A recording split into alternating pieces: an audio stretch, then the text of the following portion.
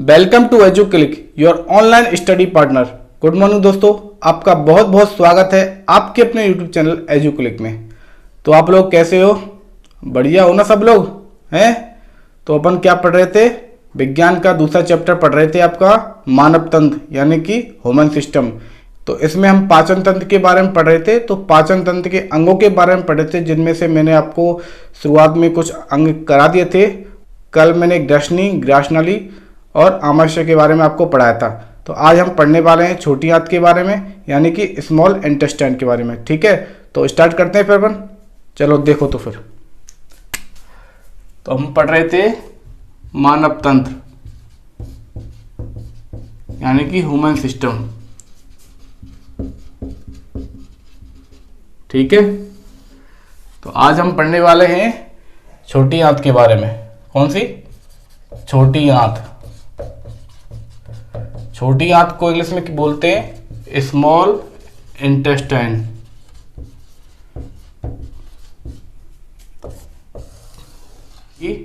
Small intestine के बारे में। तो ये स्मॉल इंटेस्टाइन है क्या, इसके बारे में आपको जानना जरूरी है। तो यह क्या है? जो हमारा पाचन तंत्र है यानी कि डाइजेस्टिव सिस्टम है, उसका एक महत्वपूर्ण अंग है। ठीक है, क्या है? एक महत्वपूर्ण अंग है। और ये आमाशय के जो जठर निर्गमी भाग होता है। कौन सा भाग? आमाशय का जो जठर निर्गमी भाग होता है, यानी कि जो पायलोरिक भाग होता है, उससे ये शुरू होती है। और इसका एंड कहाँ से होता है? इसका जो एंड होता है वो होता है किस पर? बड़ी आंत पर। ठीक है, तो मैं ये आपको लिखवा देता हूं एक बार। तो छोटी आंत क्या है? यह है पाचन तंत्र का एक महत्वपूर्ण अंग है। महत्वपूर्ण अंग है। दिख रहा है ना? खूब बड़ा दिख रहा है, छोटा दिख रहा है? ठीक है, बता देना कमेंट करके जैसे भी कोई प्रॉब्लम आ रही हो तो आपको। तो यह पाचन तंत्र का एक महत्वपूर्ण अंग है। और यह शुरू कहां से होती है? तो इसका आरंभ होता है आमाशय। आमाशय किसको बोलते हैं? स्टोमक को। आमाशय के जठर निर्गमी भाग। तो जठर निर्गमी भाग क्या कहलाता है? इसको बोलते हैं पायरोलिक। क्या बोलते हैं? पायरोलिक। तो जठर निर्गमी भाग से इसका आरंभ होता है एवं यह अंत में किससे जुड़ जाती है? यह अंत में बड़ी आंत। बड़ी आंत किसको बोलते हैं? Large intestine. लार्ज इंटेस्टाइन में खुलती है, यानी कि लार्ज इंटेस्टाइन में जुड़ जाती है। ठीक है, इसकी लंबाई कितनी होती है? तो मानव शरीर में जो इसकी औसत लंबाई होती है, इसकी औसत लंबाई कितनी होती है? 7 मीटर होती है। कितनी? 7 मीटर। तो ये मानव शरीर में जो इसकी औसत लंबाई यानी कि जो छोटी आंत की जो लंबाई होती है वो कितनी होती है? 7 मीटर होती है। और इसका जो प्रमुख कार्य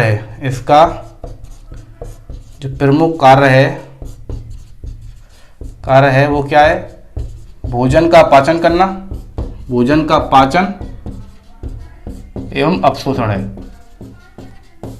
यानी कि छोटी आंत के द्वारा ही भोजन का पाचन एवं अपशोषण किया जाता है मोस्टली। ठीक है, सबसे ज्यादा जो भोजन का पाचन किया जाता है और अपशोषण किया जाता है वो किसके द्वारा किया जाता है? स्मॉल इंटेस्टाइन यानी कि छोटी आंत के द्वारा किया जाता है। ठीक है, और अब इसके भाग दिखते हैं। इसके 3 भाग होते हैं, यानी कि इसको 3 भागों में विभाजित किया गया है। कौन कौन से इसके 3 भाग हैं? पहला है ग्रैंडी, दूसरा है अग्र क्षुदांत और तीसरा है, इसका तीसरा जो भाग है वो है क्षुदांत्र। ग्रैंडी को बोलते हैं डियोडेनम, अग्र क्षुदांत को कहा जाता है जीजूनम। क्या? जीजूनम। और क्षुदांत को कहा जाता है इलियम। ठीक है, तो आपको ये याद रखने, हिंदी के साथ आपको जो इंग्लिश में जो इनके नाम है वो भी आपको याद रखने। तो मैं एक बार आपको अच्छे से समझा देता हूँ कि ये छोटी आंत है वो हमारे शरीर में कहाँ पर पाई जाती है। तो शायद मुझे लगता है कि आपको ये एरिया आपको दिख रहा होगा, ठीक है, आपको बना देता हूँ। तो मैं आपको पूरा नहीं बना रहा, स्टार्टिंग से मैंने आपको बताया था कि ये क्या है, ग्रास नलिका के बारे में मैंने आपको बताया था, यानी कि एसोफेगस के बारे में मैंने आपको कल समझाया था। तो ये हुआ ग्रास नलिका, ठीक है। तो ग्रास नलिका के साथ क्या जुड़ा रहता है, आमाशय। तो ये मैंने बना दिया आमाशय, ये बन गया, ये आमाशय बन गया, ठीक है, बन गया ना आमाशय। तो मैंने आपको बताया था कल कि आमाशय का जो अंतिम हिस्सा होता है यहाँ पर, वो कौन सा होता है, जठर निर्गम, जठर निर्गम। तो जठर निर्गम को हम क्या कहते हैं, जठर निर्गम को ही हम कहते हैं पाइलोरिक, पाइलोरिक। तो ये पाइलोरिक हिस्सा हो गया। तो जठर निर्गम के जो लास्ट में ये यहाँ पे क्या होती है, ग्रहणी होती है। क्या होती है, ग्रहणी। ग्रहणी के बारे में मैंने आपको कल बताया था ना, ड्यूडेनम के बारे में आपको ग्रहणी के बारे में मैंने कल बताया था। और ये ग्रहणी किसका पार्ट होती है, ये छोटी आंत का पार्ट होती है। और इस आमाशय के जो ये लास्ट हिस्सा होता है, कौन सा, पाइलोरिक हिस्सा होता है, यानी जठर निर्गम हिस्सा होता है। इसी से ही ये छोटी आंत की जो नलिकाएं होती हैं वो जुड़ी रहती हैं। कहाँ से जुड़ी रहती हैं, यहाँ से जुड़ी रहती हैं, ठीक है। तो हमने स्टार्टिंग क्या किया था कि ये पाचन तंत्र का एक महत्वपूर्ण अंग है और इसका आरंभ कहाँ से होता है, आमाशय के जठर निर्गमी भाग से होता है। तो यहाँ पर आमाशय हो गया, आमाशय का ये जठर निर्गमी भाग होता है, यानी कि पाइलोरिक भाग होता है। इससे ग्रहणी, तो ग्रहणी किसका पार्ट होती है, ग्रहणी पार्ट होता है छोटी आंत का। तो यहाँ पे क्या है, छोटी आंत। तो यहाँ से शुरुआत होती है छोटी आंत की, यानी कि स्मॉल इंटेस्टाइन की शुरुआत होती है यहाँ से, ठीक है, आगे समझ। और यह एक अंत में बड़ी आंत में खुलती है, ठीक है। और लास्ट में ये छोटी आंत ऐसे घूम घूम करके जाती है, घूम घूम करके जाती है ऐसे। छोटी आंत की लंबाई मैंने कितनी बताई थी, 7 मीटर लंबी होती है। तो 7 मीटर बहुत लंबी होती है, तो वो लंबाई कैसे पूरी होगी हमारे शरीर में, ऐसे घूम घूम करके जाती है, ठीक है। कल मैंने आपको जो इमेज दिखाई थी उसमें आपको ये दिख रहा होगा, ये ऐसे करके, ये ऐसे करके लास्ट तक रहता है। यहाँ पर क्या होता है, मैंने आपको बताया था मल द्वार होता है। जो आमाशय जो में भोजन आता है, कहाँ से, मुख से जो भोजन हम खाते हैं आमाशय में आता है। और आमाशय से क्या होता है, ये पूरी आहारनाल होती है। तो आहारनाल का जो लास्ट हिस्सा क्या रहता है, मलाशय रहता है, यानी कि उसका भोजन मुख से खाया और भोजन मल के द्वारा बाहर निकल गया, ठीक है। तो ये हो गई छोटी आंत। और जो छोटी आंत होती है, और छोटी आंत किससे कनेक्ट होती है, छोटी आंत कनेक्ट होती है इस जगह पर बड़ी आंत, यो की बड़ी आंत, ठीक है। ये बाहर वाली बड़ी आंत, वो अंदर वाली छोटी आंत, आगे ना समझ। तो मैंने क्या बताया था, मैंने बताया था कि छोटी आंत का जो आरंभिक प्रथम सिरा होता है वो जुड़ा हुआ होता है आमाशय से, और जो अंतिम यानी कि लास्ट सिरा होता है वो इस जगह पर किससे जुड़ा हुआ होता है, बड़ी आंत से जुड़ा हुआ रहता है, ठीक है। तो ये छोटी आंत का जो अंतिम हिस्सा है वो बड़ी आंत से इस जगह पर जुड़ा हुआ होता है, यानी कि छोटी आंत की शुरुआत होती है आमाशय से और उसका जो अंतिम हिस्सा खुलता है बड़ी आंत में, ठीक है। ये बड़ी आंत है, आगे समझ। इसके बारे में हमने आगे पढ़ा था। जो इसका प्रमुख कार्य होता है वो क्या होता है, भोजन का पाचन करना एवं भोजन का अवशोषण करना है। इसके 3 पार्ट होते हैं। पहला होता है ग्रहणी, जिसको बोलते हैं ड्यूडेनम। दूसरा होता है अग्र क्षुदांत, जिसको हम बोलते हैं जिजोनम। और तीसरा होता है क्षुदांत, क्षुदांत को हम इंग्लिश में बोलते हैं इलियम, ठीक है। अब इन तीनों पार्टों के बारे में हम एक एक करके पढ़ेंगे और आराम से मैं इनको डायग्राम में समझाऊंगा कि कौन सा पार्ट कहाँ पे होता है, तो आपको आसानी से समझ में आ जाएगा, ठीक है। ये मैं मिटा देता हूँ। तो हम छोटी आंत के 3 पार्ट के बारे में पढ़ेंगे। तो पहला मैंने बताया था क्या है, ग्रहणी, ठीक है, ड्यूडेनम। दूसरा हम पढ़ने वाले हैं अग्र क्षुदांत, अग्र क्षुदांत, ठीक है। और तीसरा हम पढ़ने वाले हैं क्षुदांत, क्षुदांत्र, ठीक है। ये होता है जिजोनम, ये होता है इलियम, ठीक है। तो सबसे पहले हम पढ़ेंगे ग्रहणी के बारे में, ठीक है। ये मिटा देता हूं। किसके बारे में पढ़ने हैं हम, ग्रहणी। ग्रहणी को क्या बोलते हैं, ड्यूडेनम बोलते हैं। अब हमको ग्रहणी के बारे में पढ़ना है, यानी कि ड्यूडेनम के बारे में पढ़ना है। तो ड्यूडेनम यानी कि जो ग्रहणी है, ये आमाशय से जुड़ा हुआ छोटी आंत का क्या होता है, आरंभिक हिस्सा होता है। तो ये आमाशय से जुड़ा हुआ छोटी आंत का आरंभिक हिस्सा होता है और ये छोटी आंत का सबसे छोटा भाग होता है जो भोजन के पाचन में महत्वपूर्ण भूमिका निभाता है, ठीक है। तो ये एक बार मैं आपको ये लिखवा देता हूं। तो जो ग्रहणी है यह आमाशय से जुड़ा हुआ, आमाशय से जुड़ा हुआ छोटी आंत का क्या होता है? आरंभिक सिरा होता है। आरंभिक सिरा। ठीक है। इसके बाद इसका दूसरा पॉइंट क्या है? यह छोटी आंत का सबसे छोटा भाग है। कौन सा भाग है? सबसे छोटा भाग है, परंतु यह पाचन में महत्वपूर्ण भूमिका निभाता है।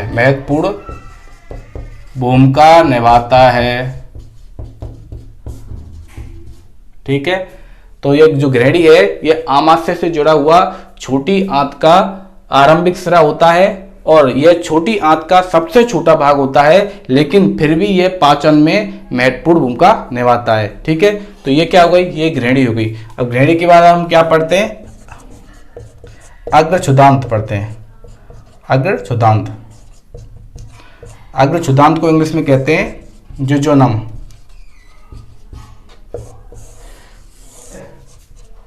यह छोटी आंत यानी कि स्मॉल इंटेस्टाइन, यह छोटी आंत का मध्य का भाग होता है। कौन सा भाग? मध्य भाग होता है। इसका कार्य क्या है? इसके द्वारा ही ग्रहणी में पचे हुए भोजन का अवशोषण किया जाता है। यानी कि जो अग्रछुदांत होता है उसके द्वारा ही ग्रहणी में पचे हुए भोजन का अवशोषण किया जाता है। और जो अवशोषण किसके द्वारा किया जाता है? इसके अवशोषण के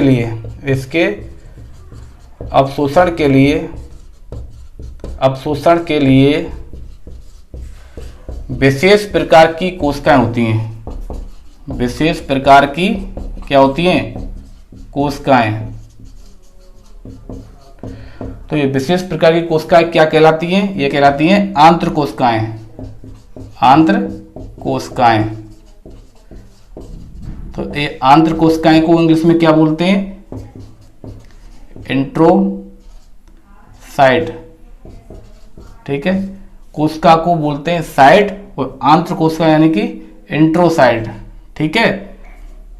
तो अग्रछुदांत क्या हो गया? यह छोटी आंत का मध्य भाग होता है। इसके द्वारा ही ग्रहणी में पचे हुए भोजन का अवशोषण किया जाता है और इसके अवशोषण के लिए इसमें विशेष प्रकार की कोशिकाएं या कोशिकाओं का समूह होता है, जिन्हें आंत्र कोशिकाएं यानी कि इंट्रोसाइट कहा जाता है। ठीक है। तो ये हो गया अग्रछुदांत। अब हम पढ़ने वाले हैं क्षुदांत्र के बारे में। किसके बारे में? क्षुदांत्र के बारे में। क्षुदांत्र को बोलते हैं इलियम। जो क्षुदांत्र होता है वो छोटी आंत का लास्ट का पार्ट होता है, यानी कि अंतिम भाग होता है। तो ये क्या होता है? छोटी आंत का अंतिम भाग। और यह किस में खुलता है? यह बड़ी आंत से जुड़ा होता है। यानी कि जो क्षुदांत्र का अंतिम भाग होता है वो किससे जुड़ा रहता है? वो बड़ी आंत से जुड़ा रहता है। और ये छोटी आंत का अंतिम भाग होता है, तो इसका प्रारंभिक सिरा किससे जुड़ा होगा? तो ये प्रारंभिक सिरा जुड़ा रहता है अग्रछुदांत से। तो अग्रछुदांत के बाद आता है क्षुदांत्र, और क्षुदांत है वो किससे जुड़ा होगा? वो जुड़ा होगा बड़ी आंत से। ठीक है। ये आ गया ना समझ? यहाँ अच्छा बड़ी लिखा है क्या? ये बड़ी आंत है। ठीक है। लार्ज इंटेस्टाइन से ये जुड़ा हुआ होता है। इसका कार्य क्या होता है? जो क्षुदांत्र है इसका एक महत्वपूर्ण कार्य होता है कि यह उन पोषक तत्वों का अवशोषण करता है जो किसके द्वारा अवशोषित नहीं किए जाते? जो अग्रछुदांत के द्वारा अवशोषित नहीं किए जाते। ऐसे पोषक तत्व जिनका अवशोषण अग्रछुदांत के द्वारा नहीं किया जा सकता, उनका अवशोषण किसके द्वारा किया जाता है? उनका अवशोषण क्षुदांत के द्वारा किया जाता है, यानी कि इलियम के द्वारा किया जाता है। तो ऐसे कौन से पोषक तत्व हैं? जैसे कि विटामिन है और बाइल साल्ट है। बाइल साल्ट किसको बोलते हैं? पित्त लवण को। ठीक है। कौन कौन से हैं? एक तो है विटामिन और एक है bile salt. Bile salt, bile salt बोलते हैं पित्त लवण को। किसको? पित्त लवण को। ठीक है, आ गया समझ? तो मैं इसको लिखवाने की जरूरत है क्या? तो इसको मैं एक बार क्षुधांत्र यहाँ पे बड़ी आंत से जुड़ा हुआ होता है। अच्छा, मैं यहाँ पे लिख देता हूँ, ये उन पोषक तत्वों का अवशोषण करता है, जिनको कौन नहीं कर सकता? जिनको अग्र क्षुधांत नहीं कर पाता है। तो ऐसे कौन कौन से हैं? ऐसे हैं विटामिन, और विटामिन के साथ है पित्त लवण। पित्त लवण को क्या बोलते हैं इंग्लिश में? Bile salt. ठीक है, तो ये हो गए छोटी आंत के पार्ट हो गए। कौन सा? ग्रहणी, अग्र क्षुधांत और क्षुधांत। तो आपको एक बार इनके बारे में बता देता हूं कि ये कैसे जुड़े रहते हैं। तो मैंने आपको क्या बताया था? तो मैं शुरुआत करता हूं आमाशय से। ठीक है, ये हो गया आमाशय। तो ये आमाशय से ये छोटी आंत जुड़ रही है, ऐसे जुड़ गई ना, ये ऐसे आमाशय से छोटी आंत जुड़ गई। ठीक है, तो यहाँ पे क्या होती है? ग्रैडी, यानी कि जो आमाशय से टच में रहती है, आमाशय से कनेक्ट रहती है। ठीक है, और हिस्सा किसका हुआ? हिस्सा होगा छोटी आंत का। तो यहाँ से छोटी आंत की शुरुआत होती है, ये होती है छोटी आंत। और ये हो गया स्टोमक, यानी कि आमाशय। छोटी आंत किसको बोलते हैं? Small intestine. यहाँ पे हो गई ग्रैडी। ठीक है, अब ग्रैडी के बाद का जो ये बीच का हिस्सा आता है, ये वाला, ये बीच का हिस्सा क्या कहलाता है? ये कहलाता है अग्र क्षुधांत, यानी कि जोजोनम। ठीक है, और ये लास्ट वाला हिस्सा होता है, ये वाला, तो ये लास्ट वाला हिस्सा होता है, ये किससे जुड़ा रहता है? ये जुड़ा रहता है बड़ी आंत से। किससे? बड़ी आंत से।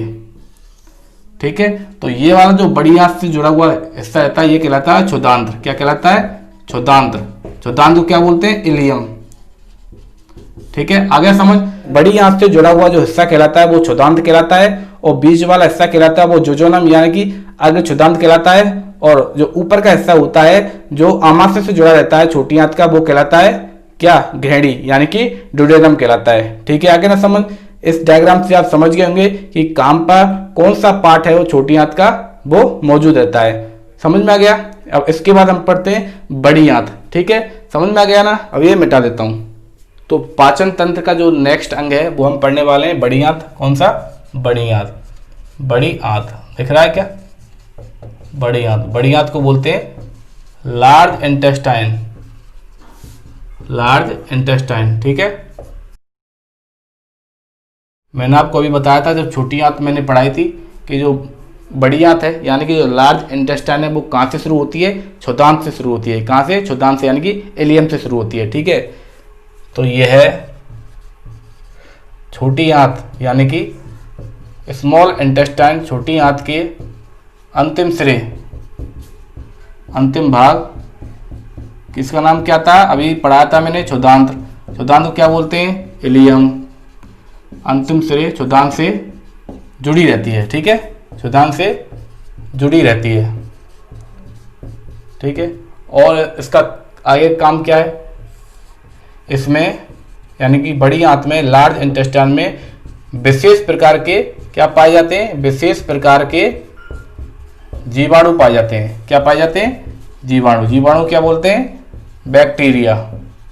ठीक है, तो इसमें विशेष प्रकार के जीवाणु पाए जाते हैं, यानी कि बैक्टीरिया पाए जाते हैं। उनका काम क्या होता है? जो बैक्टीरिया पाए जाते हैं, जीवाणु पाए जाते हैं, जिनके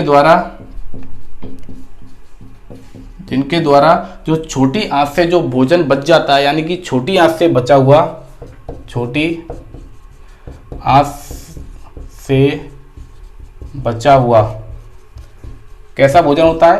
अपाचित भोजन। जो क्या है? छोटी आंत में जिसका पाचन नहीं होता है। अपाचित भोजन को क्या करते हैं? ये बैक्टीरिया अपाचित भोजन को किण्वन के द्वारा, किसके द्वारा? किण्वन द्वारा। किण्वन द्वारा। तो किण्वन किसको बोलते हैं? फर्मेंटेशन को। किसको? फर्मेंटेशन। तो किण्वन द्वारा क्या करते हैं? उसको सरलीकृत करते हैं। किण्वन द्वारा सरलीकृत करके भोजन के पाचन में क्या करते हैं, मदद करते हैं। ठीक है, ये भोजन के पाचन में मदद करते हैं। कौन करते हैं, जो इसमें विशेष प्रकार के जो बैक्टीरिया पाए जाते हैं वो भोजन के पाचन में मदद करते हैं। कैसे करते हैं, जो अपाचित भोजन होता है उसका किण्वन करके उसको सर्दी का रूप में तोड़ देते हैं। ठीक है, और इसका मुख्य कार्य क्या है, इसका मुख्य कार्य है जल हुआ जो भोजन होता है उसमें से जल हुआ खनिज लवणों का अवशोषण करना। जो अपाचित भोजन होता है, अपाचित भोजन, ठीक है, जो इससे भी जो भोजन बच जाता है अपाचित भोजन का, यानी कि जो अपशिष्ट भोजन हो गया, अपशिष्ट भोजन का मलद्वार होता है, मलद्वार द्वारा शरीर से बाहर उत्सर्जन करना। तो इसके ये दो प्रमुख कार्य हैं कि ये जो भोजन होता है उसमें से जल हुआ खनिज लवणों का अवशोषण करता है एवं इसके साथ ही जो अपाचित भोजन होता है, यानी कि तो लास्ट में जो अपशिष्ट भोजन बचता है उसको मल द्वार से शरीर से बाहर निकाल दिया जाता है, यानी कि उत्सर्जित कर दिया जाता है। ठीक है, ये क्या है, बड़ी आंत है। तो मैं आपको एक बार डायग्राम से समझा देता हूँ कि बड़ी आंत कैसे रहती है और ये कहाँ पर स्थित रहती है। ठीक है, अब वही अपन शुरुआत से क्या करते हैं, सबसे पहले अपन बनाना है आमाशय। तो हमने बनाया सबसे पहले, ये बन गया आमाशय। आमाशय से आगे ग्रहणी होती है, मैंने बताया था। ग्रहणी से क्या जुड़ी रहती है, छोटी आंत। तो ये मैं शॉर्ट में बता रहा हूँ, ये ऐसे ये बन गई छोटी आंत, समझ में आ गया ना। अब जो छोटी आंत से क्या जुड़ी रहती है, ये छोटी आंत से जुड़ी रहती है बड़ी आंत यहाँ पर। ठीक है, यहाँ से बड़ी आंत जुड़ गई। अब बड़ी आंत कैसी होती है, ऐसे पूरी ऐसे, और लास्ट में जाके क्या होता है, यहाँ पे होता है मलद्वार। आ गया समझ। तो मैंने क्या बताया था कि ये छोटी आंत के अंतिम भाग क्षुदांत, जो छोटी आंत का अंतिम भाग मैंने आपको यहाँ बताया था ना, क्षुदांत बताया था ना। तो क्षुदांत से ये क्या होती है, जुड़ी रहती है। और इसमें विशेष प्रकार के जीवाणु या बैक्टीरिया पाए जाते हैं जो क्या करते हैं, जो छोटी आंत से जो अपाचित भोजन आता है उस अपाचित भोजन का किण्वन के द्वारा सरलीकृत किया जाता है और उसको पाचित किया जाता है, यानी कि उसका पाचन किया जाता है। ठीक है, इनका प्रमुख कार्य है कि जल एवं खनिज लवणों का अवशोषण करना एवं जो अपशिष्ट भोजन बचता है उसका मल द्वार के द्वारा शरीर के बाहर निकाल देना। ठीक है, यानी कि उत्सर्जन कर देना। ठीक है, अब हम देखते हैं कि बड़ी आंत है उसके पार्ट कितने हैं, यानी कि बड़ी आंत के भाग कितने हैं। तो बड़ी आंत के 3 भाग हैं। कितने भाग हैं, 3 भाग हैं। तो बड़ी आंत 3 भागों से मिलकर बनी होती है। जो तो पहला भाग है वो क्या कहलाता है, उसे बोलते हैं अधांत्र। क्या कहलाते हैं, अधांत्र। अधांत्र या दूसरा नाम है इसका अधनाल, इसको इंग्लिश में बोलते हैं सैकम। ठीक है, दूसरा इसका भाग है बृहदांत्र, बृहदांत्र, इसको बोलते हैं कोनल। जो तीसरा भाग है वो आता है मलाशय। क्या, मलाशय। तो मलाशय को क्या बोलते हैं, रेक्टम। ठीक है, तो इसके 3 भाग हो गए, अधांत्र, बृहदांत्र और मलाशय, यानी कि सैकम, कोनल और रेक्टम। ठीक है, अब हम तीनों के बारे में एक एक करके पढ़ते हैं। ठीक है, और फिर इनको भी मैं आराम से आपको डायग्राम से समझा दूंगा कि ये तीनों कैसे होते हैं, कहाँ पे स्थित होते हैं। ठीक है, अभी मिटा देता हूँ। तो हम पढ़ रहे हैं बड़ी आंत के पार्ट। तो मैंने बताया था बड़ी आंत के 3 पार्ट हो गए। पहला पार्ट है अधांत्र, और दूसरा हो गया बृहदांत्र, और तीसरा है मलाशय। ये हो गया सीकम, ये हो गया कोनल, और ये हो गया रेक्टम। ठीक है, अब हम तीनों को एक एक करके पढ़ते हैं। तो सबसे पहले हम पढ़ते हैं अधांत्र के बारे में। अधांत्र क्या है, अधांत्र या अधनाल, इसको क्या बोलते हैं इंग्लिश में, सीकम। ठीक है, ये तो अधांत्र होता है वो क्या होता है, जो छोटी आंत है, छोटी आंत के अंतिम सिरे, छोटी आंत का अंतिम सिरा मैंने क्या बताया था, ये छोटी आंत हो गई। छोटी आंत का अंतिम सिरा क्या होता है, क्षुदांत्र कहलाता है। अंतिम सिरे क्षुधांत्र, क्षुधांत्र से जुड़ा रहता है, जुड़ा रहता है। यह छोटी आंत के अंतिम सिरे, छोटी आंत के अंतिम सिरे क्षुधांत्र से जुड़ा रहता है। इसके साथ ही इसका काम क्या होता है, जो क्षुधांत्र से आने वाले जो पाचित आहार रस होता है, पाचित आहार रस का क्या करता है, का अपशोषण कर देता है। क्या करता है, अपशोषण करता है। ठीक है। और इसके बाद इसे आगे कहाँ भेज देता है, भेज देता है इसको बृहदांत्र में, बृहदांत्र यानी कि कॉनल। ठीक है, बृहदांत्र में भेज देता है, भेज देता है। ये कॉनल नहीं है, ये क्या है, कॉलन। ठीक है, ये क्या है, कॉलन, कॉलन। ठीक है, यहां पे भी सही कर लो, ये क्या है, कॉलन। ठीक है, आप समझ में आ गया, अब सही है ना। ठीक है, तो ये क्षुद्रांत से आने वाले जो पाचित आहार रस होता है उसका क्या करता है, अपशोषण करता है। इसके बाद इसे आगे भेज देता है, किसमें, बृहदांत में भेज देता है। और इसके बारे में और क्या है कि जो क्षुधांत्र होता है, क्या, क्षुधांत्र, क्षुधांत्र क्या होता है, जो स्मॉल इंटेस्टाइन होती है यानी छोटी आंत होती है, छोटी आंत का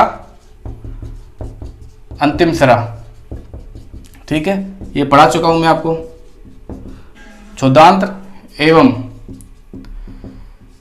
जो क्या है, बड़ी आंत का प्रथम सिरा कौन सा हो गया, अधांत्र, क्षुधांत्र एवं अधांत्र। ठीक है, अधांत्र के नीचे 4 से 5 इंच एक लंबी नली होती है, लंबी नली आकार, लंबी नली आकार का अंग होता है, का अंग होता है, जिसे क्या कहा जाता है, जिसे कहा जाता है कृमि रूपी परिशेष का, जिसे कृमि रूपी परिशेष का कहा जाता है। तो कृमि रूपी परिशेष का को क्या बोलते हैं इंग्लिश में, इसको बोलते हैं वर्मी फॉर्म अपेंडिक्स। ठीक है, क्या बोलते हैं, वर्मी फॉर्म अपेंडिक्स। ठीक है, आपको अपेंडिक्स का याद होगा, अपेंडिक्स नाम से कुछ याद आया होगा कि अपेंडिक्स की बीमारी हो जाती है। तो ये क्या है, एक अपशिष्य अंग होता है। ठीक है, ये कहाँ पाया जाता है, ये क्षुधांत्र हो गया, यहाँ पे मैंने बताया था छोटी आंत का अंतिम हिस्सा, और बड़ी आंत का पहला हिस्सा कौन सा हो गया, अधांत्र। ठीक है, तो ये अधांत्र यानी कि इलियम और सीकम, इन दोनों के बीच में एक ऐसी, ठीक है, एक अंग होता है नली आकार का, 4 से 5 इंच इसकी लंबाई होती है।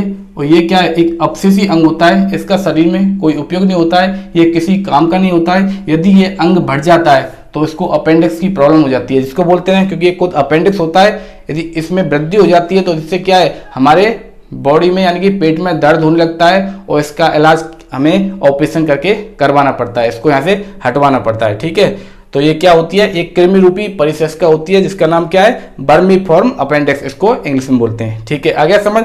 तो अब हम नेक्स्ट पढ़ने वाले हैं इसका दूसरा पार्ट, बृहदांत यानी कि कॉलन के बारे में। ठीक है, तो मैं यहाँ लिख देता हूँ, दूसरा है बृहदांत्र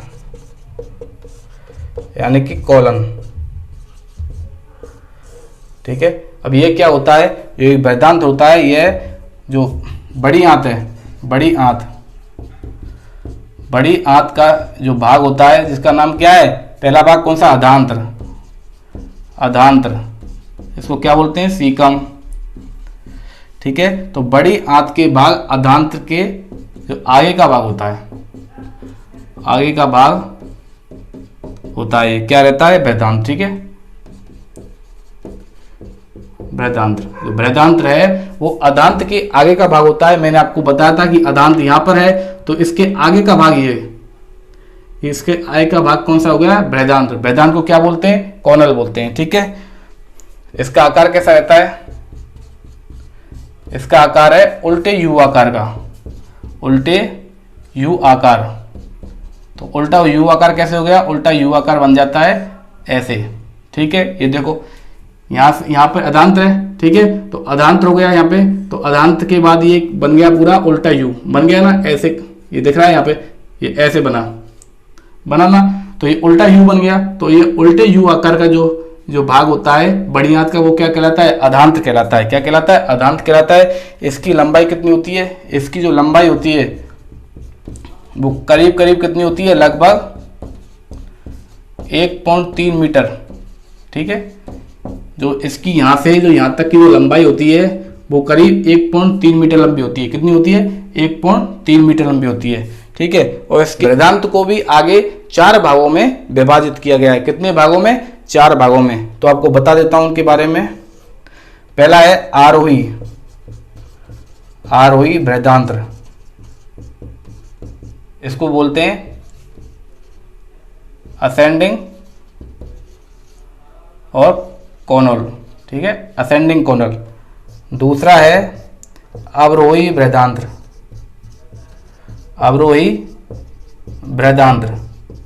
इसको बोलते हैं इंग्लिश में डेस्केंडिंग कॉलन। अच्छा, फिर यहाँ गलती कर दी क्या वापस से, ये कॉलन है, ठीक है, कॉलन। तो 2 गई आरोही बृहदांत और अवरोही बृहदांत। 2 को मैं उधर लिख देता हूँ, ठीक है, 2 मैं यहाँ लिख देता हूँ यहाँ पे। जो तीसरा है वो है अनुप्रस्थ बृहदांत। अनुप्रस्थ बृहदांत को क्या बोलते हैं, ट्रांसवर्स कॉलन, ठीक है। और चौथा है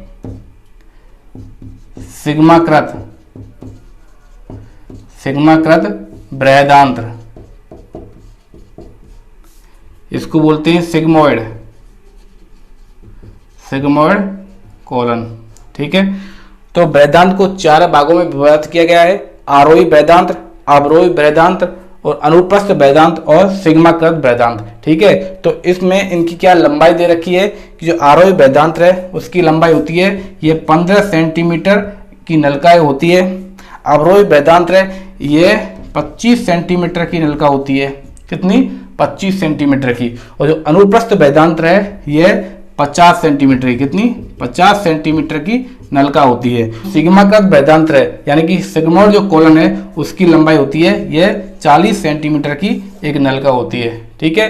तो ये आपको दे रखा है, अधांत्र हो गया, बृहदांत्र हो गया, और इसका जो तीसरा है वो है मलाशय यानी कि रेक्टम, ठीक है। तो मैंने आपको समझा दिया है कि जो बड़ी आंत का है जो आरंभिक हिस्सा होता है ये क्या कहलाता है, अधांत कहलाता है, यानी सीकम कहलाता है। अधांत के बाद का ये जो उल्टा यू आकार का जो हिस्सा होता है ये बृहदांत कहलाता है यानी कि कोलन कहलाता है। और तीसरा है ये मलाशय, ये तीसरा मलाशय, ठीक है, ये होगा तीसरा मलाशय।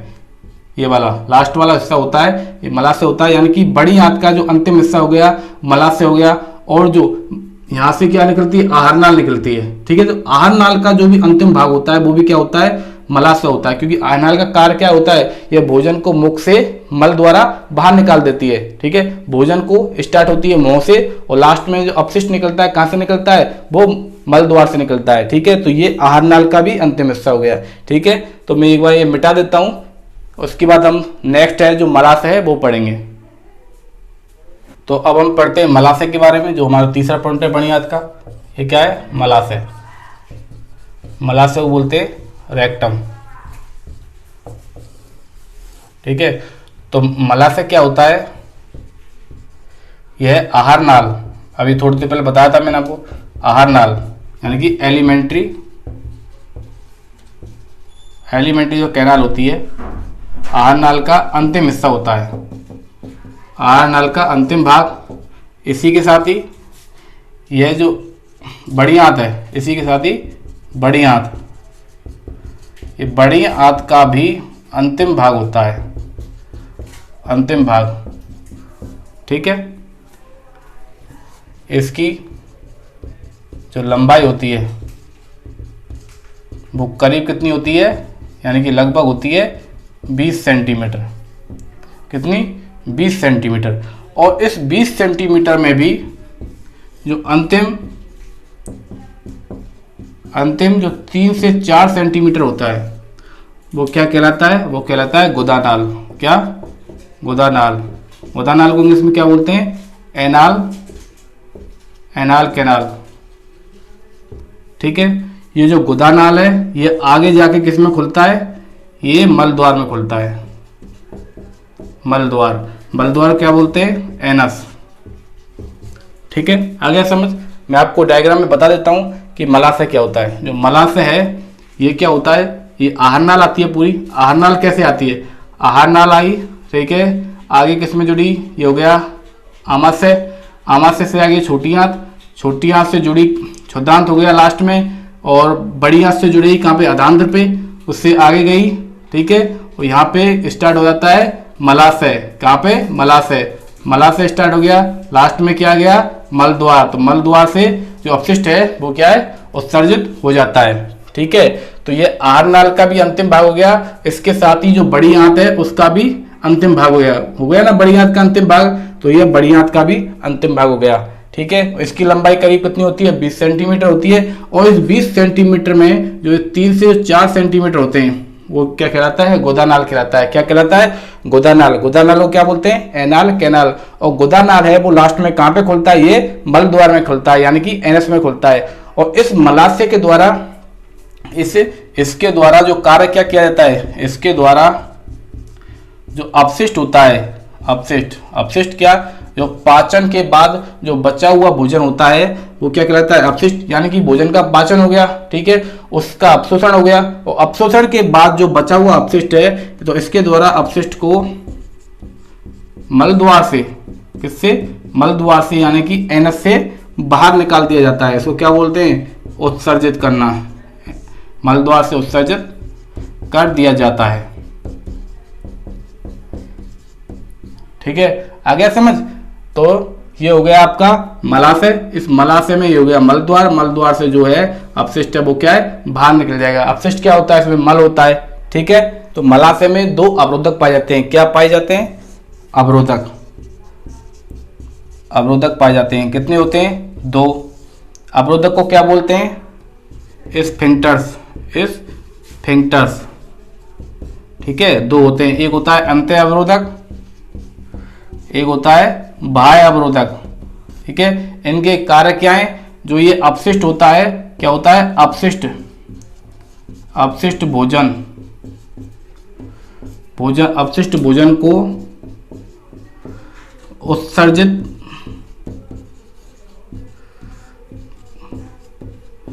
करने को नियंत्रित करते हैं।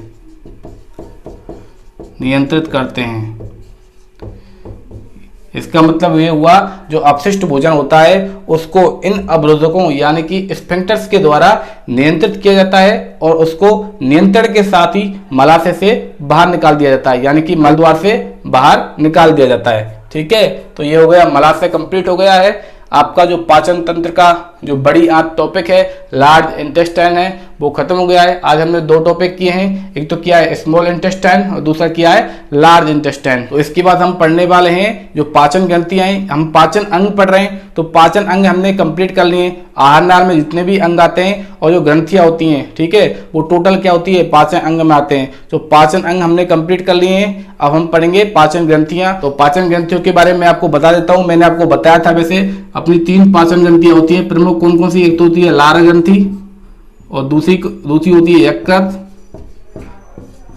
और तीसरी होती है अग्नाशय।